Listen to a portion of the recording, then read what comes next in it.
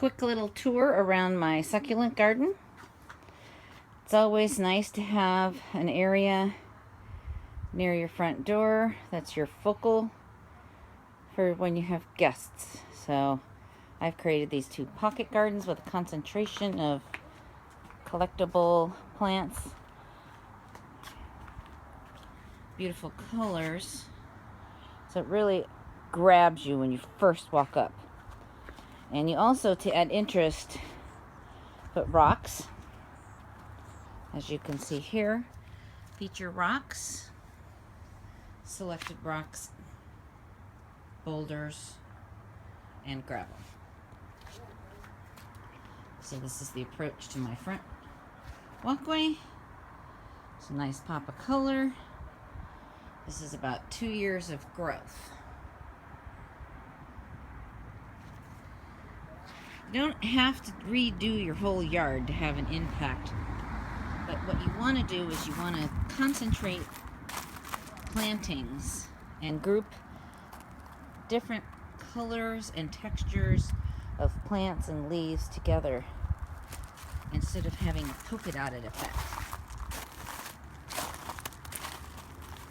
You have this beautiful feature plant and then some ground cover next to it, kind of growing up onto the boulder. I have a number of larger boulders along the walkway on the path. I want to have some nice little areas of interest and maybe a few pots and some little statues. Skateboarder going by. Please, skateboarder. I have a few cactus in my garden, but not a lot. They're great because they don't need any water. Now down in this area here, I've created a ripple of band of gravel in different colors just to draw the eye across the yard. And I give them nice places for the eye to rest. This beautiful agave feature plants, and then these little vignettes that I spoke of. So it may seem like a polka dotted effect, but then have a concentrated planting every few feet.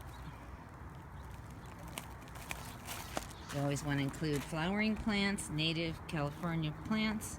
I have this like little kind of a pouring pot with different sedum and things coming out, kind of adds a little bit of interest. I have a huge agave in my garden and some statues, some cactus, and then layering plants of salvia for the bees, butterflies, and birds. Don't want to forget about the beneficials, the pollinators. We need those. So make sure you plant a few flowering plants in amongst your... They're also dry tolerant, so drought tolerant. Some aloe. If you have small children, you want to stay away from the real prickly things. I understand that. A lot of these plants are super, super prickly, like this cactus here. Look at this needles. You don't have to have cactus. I just like the interest in the texture. Another little pocket garden here with some beautiful variegated agaves and some echeverias. This one is blooming right now. Crazy blooming. Succulents are really colorful, even when they're not blooming. There's so many different colors and textures and shapes, leaf shapes. This one especially gorgeous.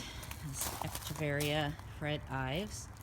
There were two little plants when I first planted this a year ago.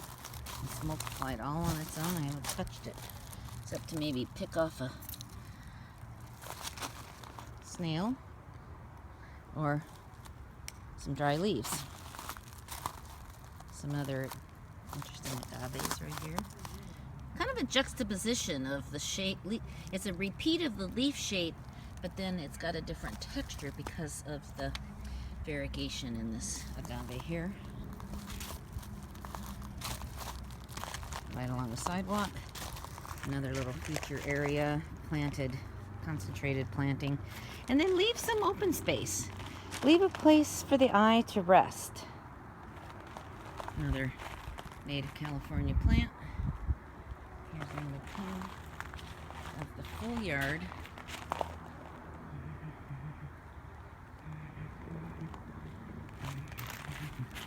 Take a little walk over here. Gotta get a different view of this front area. And then again, concentrate your beautiful plants in a focal area, like right here. This is the first thing that people see when they walk up my driveway. This beautiful pocket garden. Really interesting plants. You don't necessarily have to plant this many plants. I just have a lot of plants because I grew them all from cuttings. And then I collect and add to it as I can. I get a lot of cuttings from friends that have grown up, developed, and become beautiful feature plants in my garden. And then concentrated area and some open space. I planted a feature planter here. This is something a little different. A pinwheel. And across the driveway, hello! You can kind of see different texture of colors, plants. A couple plants over there are dormant right now, so they look kind of straggly. And again, the approach to my front door is my major feature area. I'm going to show you another planting bed that I have in the backyard that I just finished in April.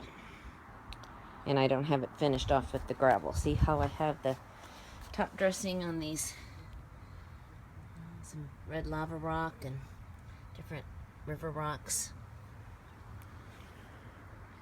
And I don't know if you can see over here, I always create pathways so that you can walk in to the garden.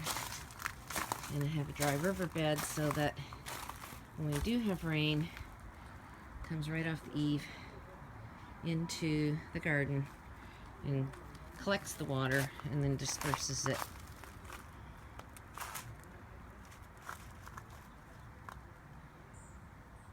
It's so cool to see it running when we have some rain. Hello, little cactus.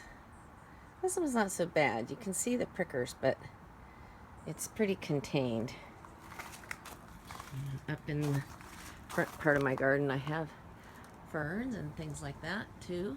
They don't require as much water as you think. I have all my plants on a drip system. Another little vignette, I call it, or little feature planting. And another cool little pot. Just adds interest. You know, a lot of things are suffering right now in the summer, but they'll all come back when it gets cooler this fall. And there you have it.